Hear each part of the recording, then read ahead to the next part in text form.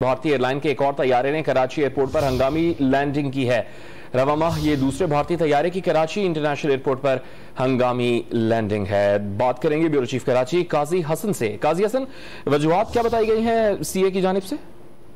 جی، اس حوالے سے ترجمان ایویشن اتھارٹی کا یہ بتانا ہے کہ Indian air line Indigo A320 کی جو پرواز تھی وہ شارجہ سے اپنے بھارت جاتے ہوئے اس نے ٹیکنیکل خرابی کی کوئی اطلاع ایویشن اتھارٹی کو کنٹرول ٹاور کی دی، جس پہ بتایا گیا ہے کہ انجن نمبر 2 میں ٹیکنیکی خرابی تھی، جس کے بعد جہاز کو ATC کی اجازت کے بعد جناح انٹرنیشنل ایئرپورٹ سے اتارا گیا اور ابھی ضروری کارروائی کے بعد جہاز کے 186 مسافروں کو پائلٹ کی اجازت سے ٹرانزٹ سلاٹ میں بٹھا دیا گیا اور ان کے ناشتے سے توازہ بھی کی گئی ہے، جبکہ ذرائع کا یہ کہنا ہے کہ جہاز کو متبادل جہاز 3 بجے آنے کے بعد اس مسافروں کو اپنے بھارت جو ہے روانہ کیا جائے گا۔